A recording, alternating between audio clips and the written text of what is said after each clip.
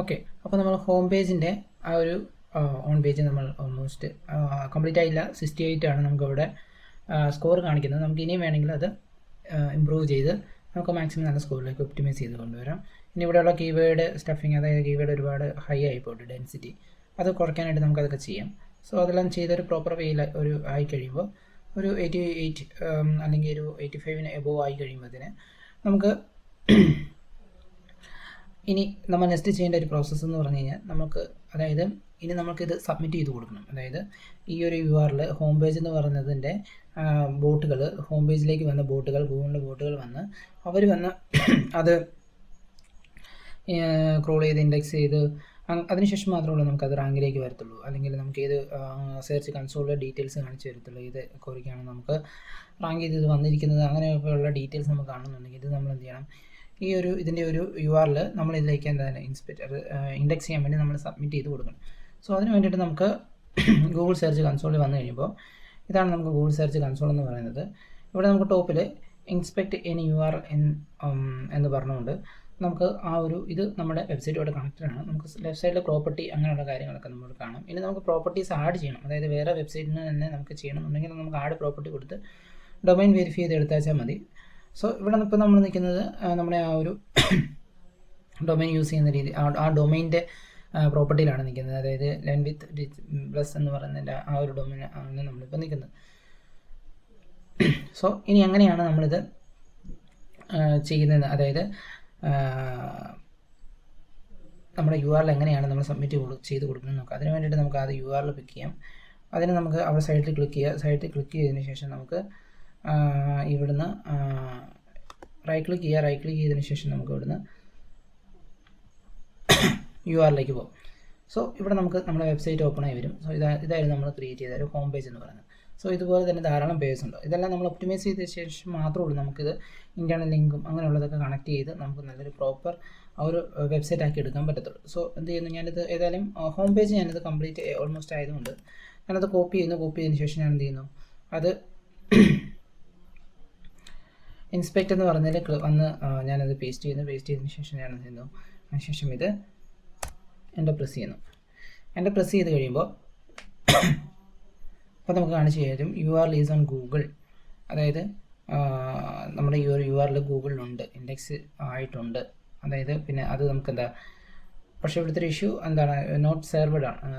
നമുക്കെന്താണ് HTTPS എന്ന് പറയുന്ന സർട്ടിഫിക്കറ്റ് നമുക്കില്ല. സോ അത് നമ്മൾ എടുത്തതിന് ശേഷം മാത്രമേ ഉള്ളൂ നമുക്ക് സെക്യൂർ എന്ന് പറയുന്ന ആ ഇതിലേക്ക് പോകത്തുള്ളൂ. എങ്കിലും അത് സെക്യൂർ ആക്കി വേണം നിങ്ങളത് ചെയ്യാനായിട്ട്. ഡൊമൈൻ പർച്ചേസ് ചെയ്യുമ്പോൾ സെക്യൂരിറ്റി അല്ലെങ്കിൽ SSL സർട്ടിഫിക്കറ്റ് ഇൻക്ലൂഡ് ചെയ്ത് വേണം നിങ്ങളത് ബൈ ചെയ്ത് വേണം ചെയ്യാനായിട്ട്. ഓക്കെ, അപ്പോൾ ഇത് December 28 നമുക്കിത്, അതായത് നമ്മൾ കഴിഞ്ഞ ഡേ അത് അണ്ടർ കൺസ്ട്രക്ഷൻ മാറ്റിയിട്ട് നമ്മളത് ലൈവ് ചെയ്തായിരുന്നു. സോ അപ്പോൾ നമുക്കിവിടെ കാണാൻ പറ്റും. ഇനി നമുക്ക് ഈ പേജസിൽ ക്ലിക്ക് ചെയ്യുകയാണെങ്കിൽ നമുക്ക് ആ ഏതൊക്കെ പേജസ് ആണ് ഇൻഡെക്സ് ചെയ്യുന്നത്, നോട്ട് ഇൻഡെക്സ്ഡ് അല്ലെങ്കിൽ ഇൻഡെക്സ്ഡ് ഏതൊക്കെയാണെന്ന് നമുക്കിത് കാണാൻ പറ്റും. ഒരു പേജ് എന്താണ് നോട്ട് ഇൻഡെക്സ്ഡ് എന്നാണ് കൊടുത്തേക്കുന്നത്.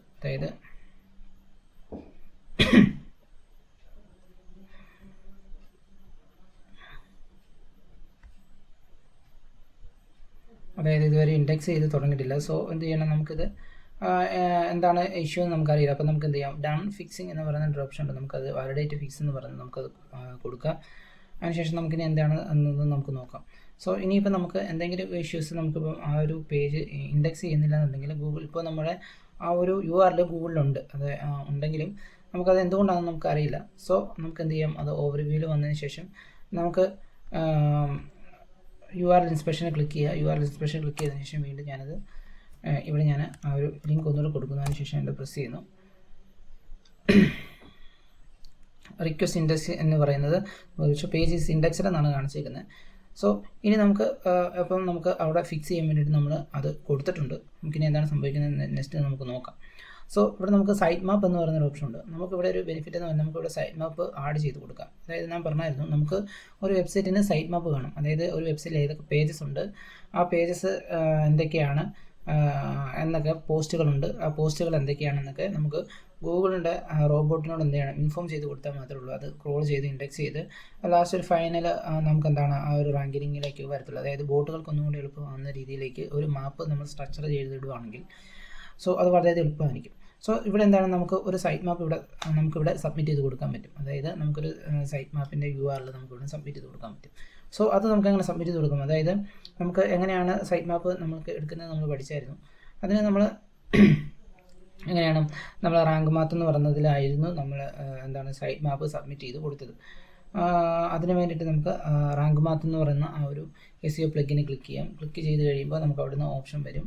സോ ഇവിടെ നമുക്ക് സ്ക്രോൾ ചെയ്ത് കഴിയുമ്പോൾ നമുക്ക് ഇവിടുന്ന് സൈറ്റ് മാപ്പ് എന്ന് പറയുന്ന ആ ഒരു ഓപ്ഷൻ നമുക്ക് ഇവിടുന്ന് കാണാൻ പറ്റും. സൈറ്റ് മാപ്പിൽ ക്ലിക്ക് ചെയ്യാം. ക്ലിക്ക് ചെയ്ത് കഴിയുമ്പോൾ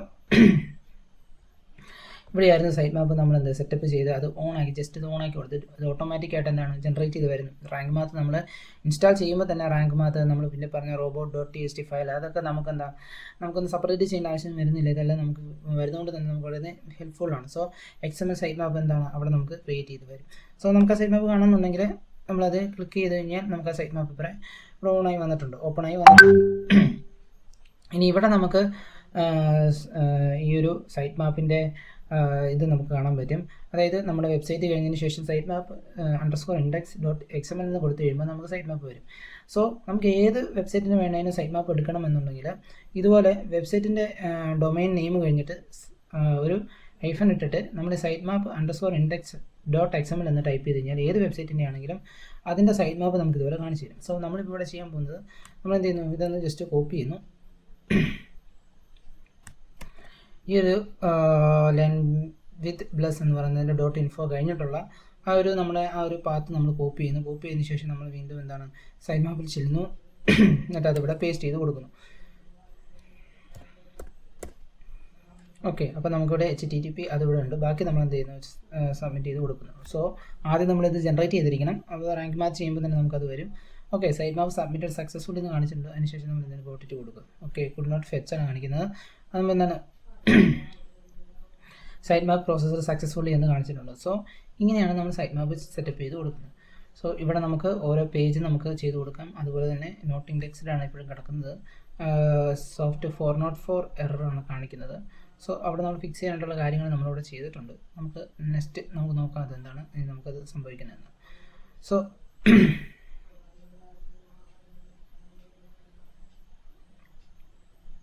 വാലിഡേഷൻ സ്റ്റാർട്ട് എന്ന് പറയുന്നത് നമുക്ക് കാണിക്കുന്നുണ്ട്. സോ അതിനുശേഷം നമുക്ക് കാണാൻ പറ്റും എന്തൊക്കെ അപ്ഡേഷൻസ് ആണ് വരുന്നത് എന്നുള്ളത്. പെൻഡിങ്ങിനാണ് കിടക്കുന്നത്. അതായത് ഇൻഡെക്സ് ചെയ്യുന്നുണ്ട്, ഗൂഗിളിലുണ്ട്, URL ഉണ്ടെങ്കിലും ഇൻഡെക്സിന് വന്നിട്ടില്ല. പെൻഡിങ്ങിനാണ് ഇപ്പോഴും കിടക്കുന്നത്. സോ പെൻഡിങ് ആണ്, ഫീൽഡ് അല്ല. സോ നമുക്ക് ചെക്ക് ചെയ്യാനുള്ളതേ ഉള്ളൂ. സോ ഇങ്ങനെയാണ് നമ്മൾ ഇനി അടുത്ത പേജ് നമ്മൾ വരുമ്പോൾ, അതായത് ഇനിയിപ്പം നെക്സ്റ്റ് ചെയ്ത് കഴിയുന്ന പേജ് ഏതാണെങ്കിലും, അതിപ്പോൾ നമ്മൾ ഹോം പേജ് ചെയ്തു. ഇനി അടുത്ത് ചെയ്യേണ്ട പേജ് ഇതിൽ നിന്ന് ഏതാണെങ്കിലും ആ പേജസ് ഇപ്പോൾ കോൺടാക്റ്റ് അല്ലെങ്കിൽ പ്രൈവറ്റ് അല്ലെങ്കിൽ ഓൾ കോഴ്സസ് അല്ലെങ്കിൽ എബൌട്ട് ഇതിൻ്റെ പേജിൻ്റെ URL എടുക്കുന്നു. നമ്മൾ എന്ത് ചെയ്യുന്നു, ഇവിടെ നമ്മൾ സെർച്ച് എഞ്ചിനിലേക്ക് സബ്മിറ്റ് ചെയ്ത് കൊടുക്കുന്നു. ഇവിടെ നമ്മൾ എന്ത് ചെയ്യുന്നു, സബ്മിറ്റ് ചെയ്ത് കൊടുത്തു കഴിയുമ്പോൾ നമുക്ക് ഇവിടുന്ന് ഇങ്ങോട്ടേക്ക് നമ്മൾ സബ്മിറ്റ് ചെയ്ത് കൊടുക്കുമ്പോൾ അത് നമുക്ക് ഗൂഗിളിലേക്ക് അല്ലെങ്കിൽ ബോട്ടുകൾക്ക് നമ്മൾ ആ ഒരു ഇൻഡെക്സിന് റിക്വസ്റ്റ് കൊടുക്കാനുള്ള ആ ഒരു അലോ ചെയ്യുകയാണ് ചെയ്യുന്നത്. സോ ഇങ്ങനെയാണ് നമ്മൾ ഗൂഗിൾ സെർച്ച് കൺസോൾ യൂസ് ചെയ്തുകൊണ്ട് നമ്മൾ ബേസിക് ആയിട്ടുള്ള കാര്യങ്ങളൊക്കെ ചെയ്യുന്നത്.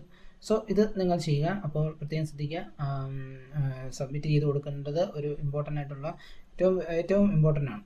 സോ അത് നോക്കുക. പിന്നെ അതുപോലെ തന്നെ ഡൊമൈൻ പർച്ചേസ് ചെയ്യുമ്പോൾ സെക്യൂർ SSL യൂസ് ചെയ്യുന്ന വാങ്ങിക്കുക, അങ്ങനെയുള്ള കാര്യങ്ങളൊക്കെ പ്രത്യേകം ശ്രദ്ധിച്ച് വേണം നിങ്ങൾ ഈ കാര്യങ്ങൾ ചെയ്യാനായിട്ട്. സോ ഇത് ട്രൈ ചെയ്ത് നോക്കുക, നന്നായിട്ട് ട്രൈ ഔട്ട് ചെയ്യുക. അപ്പോൾ നിങ്ങൾക്ക് ആ ഒരു ഓൺ പേജിൻ്റെ സ്കോറും അതോടൊപ്പം തന്നെ മാക്സിമം ഇമ്പ്രൂവ് ചെയ്ത് നല്ലൊരു സ്കോറിലേക്ക് എത്താൻ പറ്റുമെന്ന് നോക്കുക. സോ ഇവിടെ നമുക്ക് ആ ഒരു സ്കോർ കാണാൻ പറ്റും. സോ ഇത് മാക്സിമം എല്ലാം ആ ഒരു ഗ്രീൻ ടിക്ക് വരുന്ന രീതിയിലേക്ക് കൊണ്ടുവരിക.